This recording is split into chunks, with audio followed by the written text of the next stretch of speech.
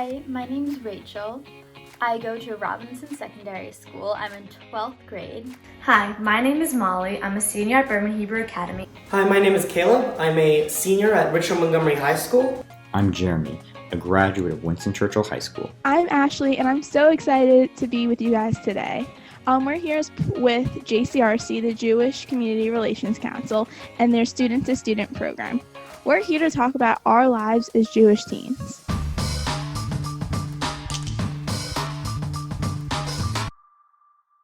So before we get too deep into this, let's talk about some basics of Judaism.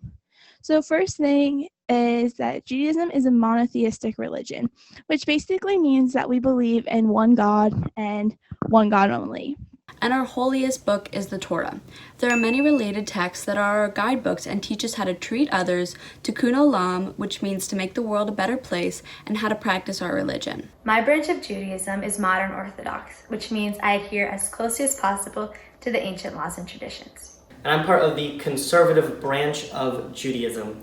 And in conservative Judaism, we seek to conserve the laws and traditions while we're open to change in ritual and practice. Reform Judaism is all about choosing the traditions that are relevant to us, and it places a lot of emphasis on social action. Our hope is that after you see this video, you'll have the opportunity to talk to us live and have a virtual conversation, or some of the other teens in our program. So please write down your questions as we go along. We look forward to the opportunity to discuss and answer your questions. The more questions you have, the more fun for us. So the Jewish life cycle starts 8 days after birth. Boys have a bris, which is a circumcision, and girls have a simcha bat.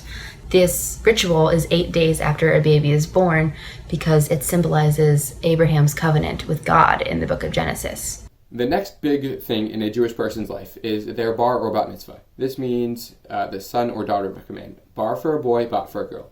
This is sort of a coming of age event, and you take responsibility for your own actions. You start to become your own person. And one of the ways that we do this in the Orthodox community particularly, and also in many other Jewish communities, is we have the bar mitzvah boy read from the Torah.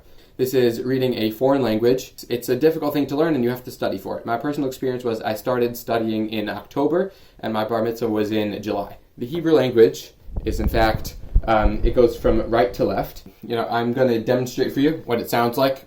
Vayikach Korach ben Ijar ben Kahat ben Levi v'Datan v'Aviram ben Eliav.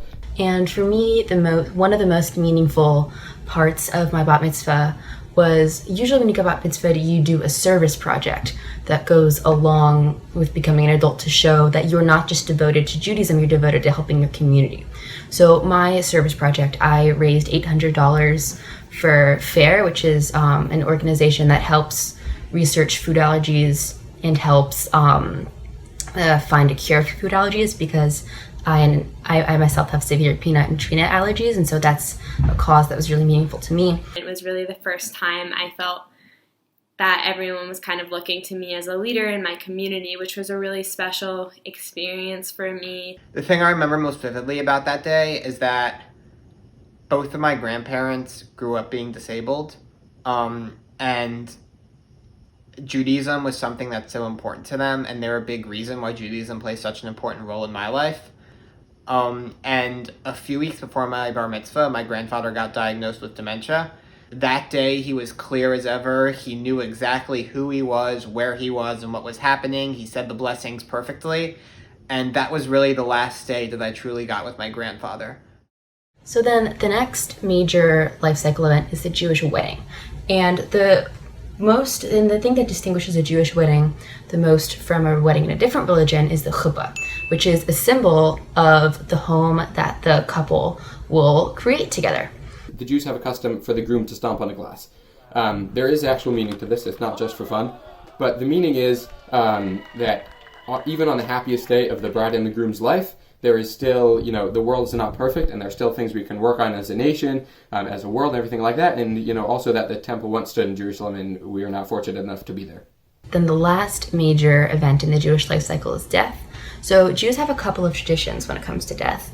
With the funeral, you bury the body as soon as possible for the family, and we each take turns shoveling soil onto the grave. the family who lost a loved one, they go into a 7-day period that is called Shiva. It's a mourning period. And the community takes care of the mourning family for 7 days, and the family gives up certain things. So just to recap, you have a couple events. You have birth, bar mitzvah, the wedding, and then Jewish death ceremonies. So that's kind of an overview of what the Jewish life cycle looks like. Friday. Just another day of the week, right? Everyone's excited for the weekend and is ready to wind down from a busy week. In Judaism, Shabbat, or the Jewish Sabbath, is a time that begins at sunset on Friday night and ends at sundown on Saturday evening. This particular schedule, we'll call it, comes from the 7 days of creation. That comes from the book of Genesis, that comes from the Torah. It tells that God spent 6 days creating the world, with a 7th day allocated for a day of rest. Some traditions that a lot of Jews do on Shabbat are lighting candles and making blessings over wine and over a certain bread called challah. So at the beginning of Shabbat, my family comes together to light 2 candles each to bring in Shabbat, bring light into the home.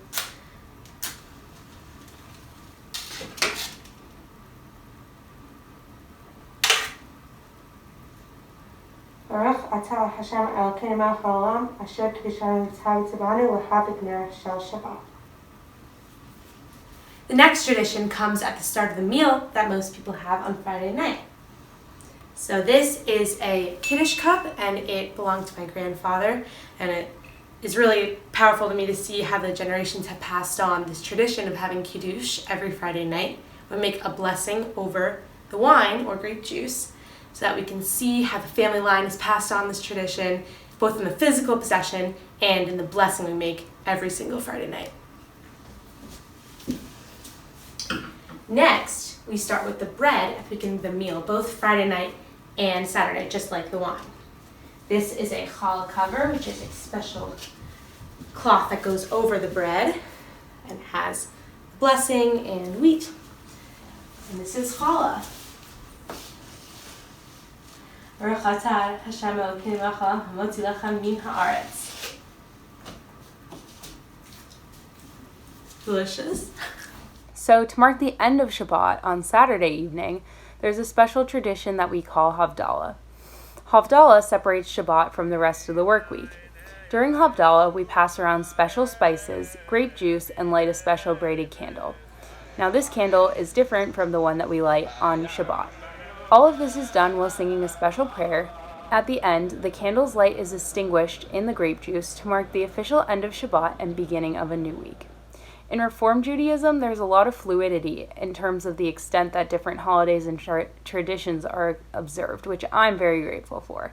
However, for me personally, my family and I try to observe Shabbat as often as possible as far as lighting the candles, prayers, and having a nice family dinner on Shabbat. Personally, I'm Orthodox, which means I don't use any electricity or cars or technology on Shabbat.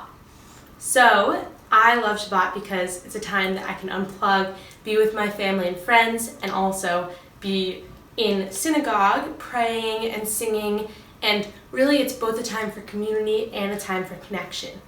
I observe Shabbat quite loosely. Sometimes I'll go to temple with my dad or with one of my friends, and other times I just stay home. Other than that though, I really treat Shabbat just like any other day.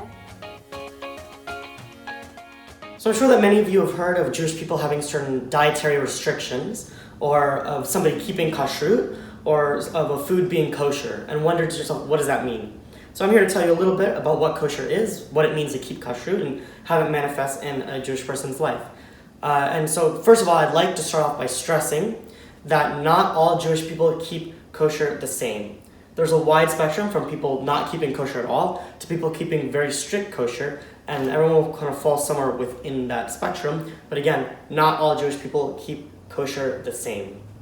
So kosher means fit to eat. It comes from the books of Leviticus and Deuteronomy. And so there are a few basic rules of kosher. There are food laws. So the first one is that you can't mix milk and meat, which comes from the original verse of don't boil a baby goat in its mother's milk.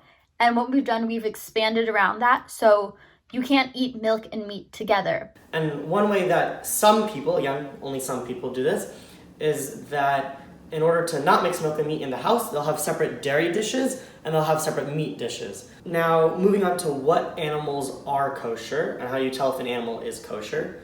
I'll start with land animals. So there's 2 rules for land animals. They must have split hooves and they must chew their cud. So for example, a cow, if you look at the bottom of the cow's hoof, right, it's split. And cows, you always see them chewing grass outside, right? They're just chewing over and over. They're chewing their cud. So cows are kosher. Whereas something like a pigs, while they do have split hooves, they do not chew their cud, which means pigs are not kosher, which means if you keep kosher, you can't eat pork.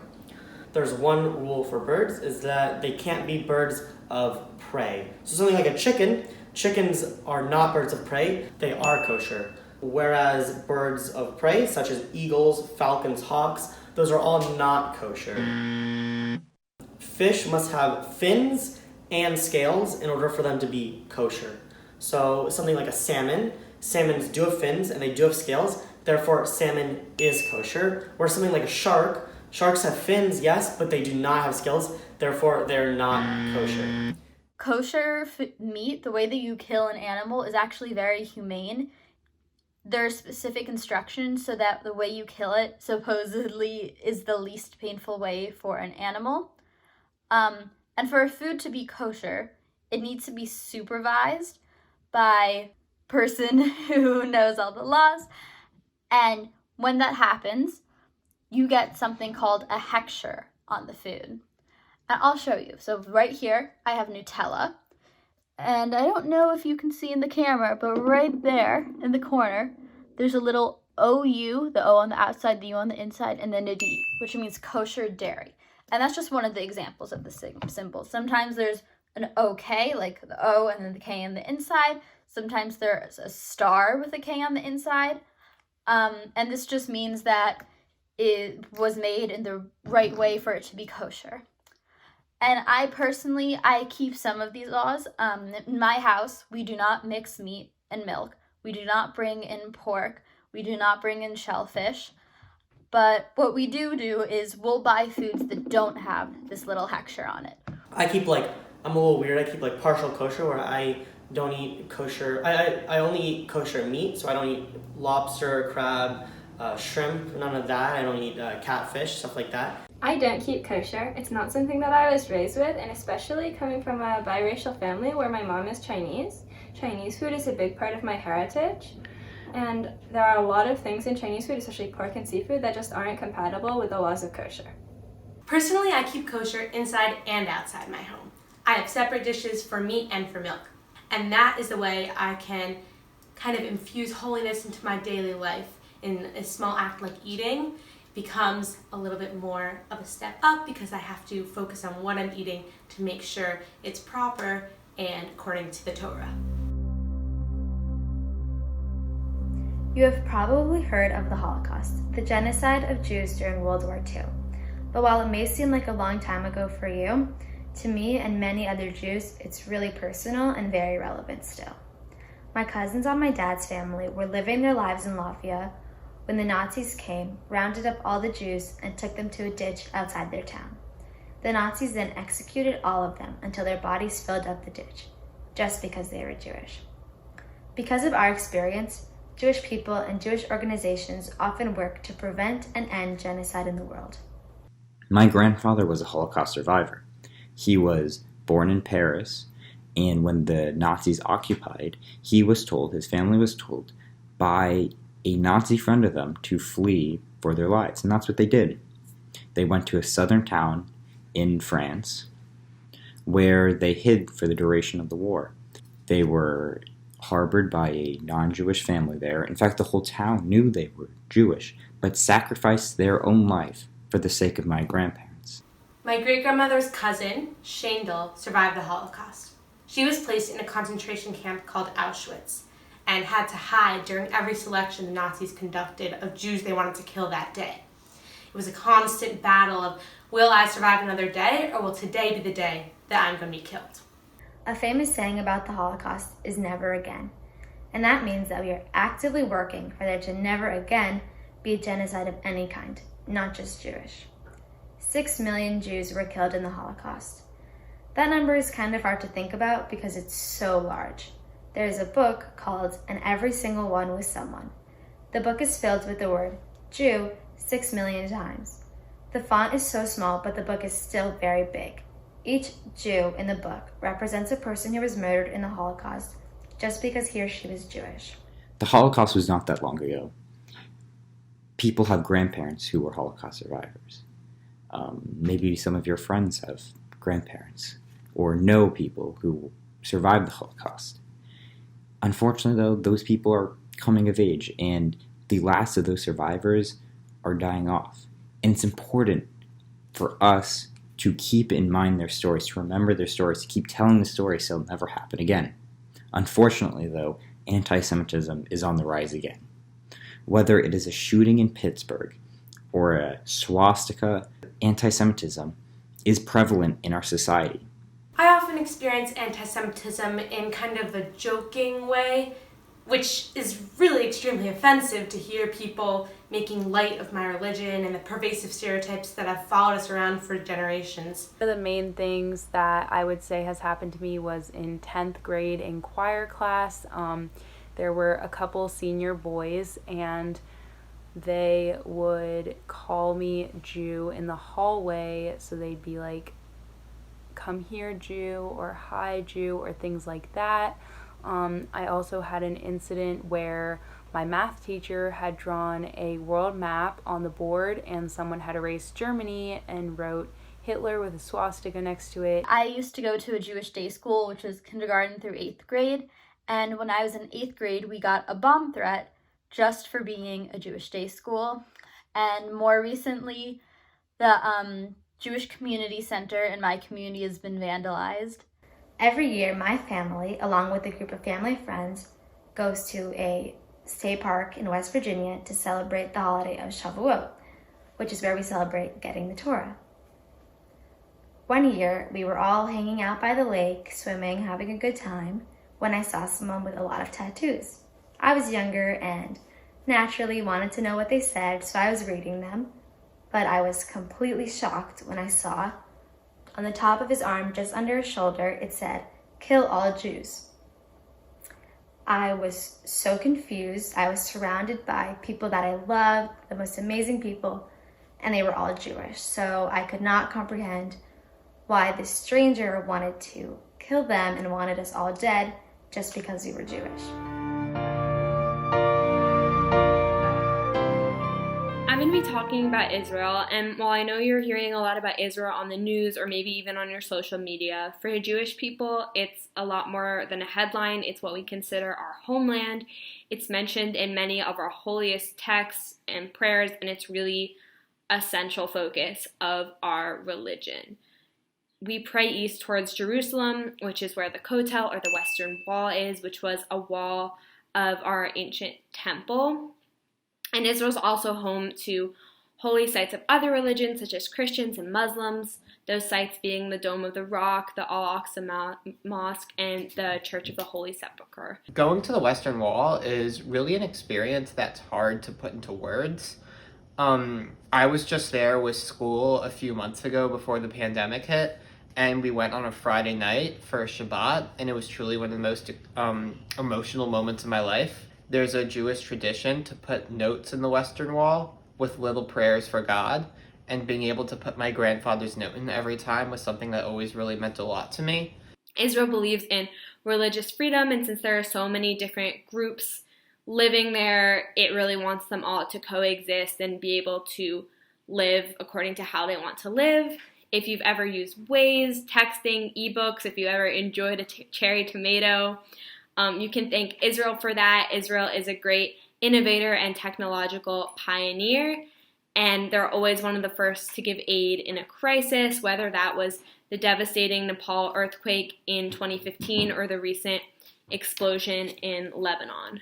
But what makes Israel most incredible is that all of that happens in such a small place. You know, there are a lot of misconceptions about the size of Israel. Often I ask people what they think Israel looks like compared to a certain state of America, and I've gotten answers ranging from Alaska to Mississippi to Illinois. But in reality, Israel is the size of New Jersey. You can drive from the top to the bottom in one day. But for a place that's so small, it packs in so much history and so much culture. For me, the main significance of Israel is just the idea that somewhere out there in the world, there's a homeland for the Jewish people. When you go there, you actually get to see what stuff is referenced in the Bible, and it puts a sense of truth in it that you might not have known was there, that you can see where things actually happened, and you can see things that are referenced there. And it just felt like a place where I could belong. They were speaking a language that I've learned for years, and it was kind of an understanding of like what it means to be Jewish. It's a place that's so important to us, and what makes it so incredible is that each person can find their own meaning in the place. Whether you want to find your meaning at the Western Wall and being at the same place as Jews were thousands of years ago, or you want to go to sites where Jews who were escaping the Holocaust immigrated to Israel, or if you just want to go and have a fun time and experience Middle Eastern culture and food and music, Israel, for such a small place, has something for everyone. Two of the most important Jewish holidays are Rosh Hashanah and Yom Kippur. Rosh Hashanah, the Jewish New Year, takes place in September or October every year. People typically go to temple services and then have celebratory meals with family and friends where they often eat traditional foods like a round challah, which is a type of enriched bread, or apples dipped in honey, which symbolize hopes for a sweet new year. One tradition that I have on Rosh Hashanah is to hear the shofar being blown, which is a ram's horn that makes a sound that is akin to a wake-up call. And it tells us now is the time to repent and to come to synagogue and come together as a congregation to pray and sing and celebrate the new year and make sure we're ready for the incoming great things that will happen next year. Rosh Hashanah is a very meaningful holiday for me. It's a great opportunity to reflect on my past year, and I like to make New Year resolutions to make sure the next year is even better. Yom Kippur, the Day of Atonement, comes shortly after Rosh Hashanah. It's considered a time to reflect on the past year, apologize to those we've wronged, and think about how to become a better person in the year to come. And you spend the day in synagogue praying, and you're basically trying to get written into the book of life for the next year. On Yom Kippur, we fast from sunset when Yom Kippur starts until sunset the following day when it ends, in order to focus more on the significance of the day rather than on our physical bodies. But if you know anything about Jewish holidays, you've probably heard of Hanukkah instead of those two. Hanukkah is actually not one of our most religiously important holidays. It's based on a historical event, the Maccabean Revolt from a couple hundred years BCE.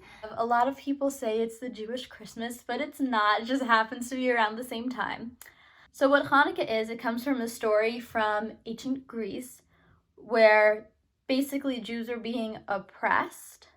And so this tiny little army called the Maccabees rebelled.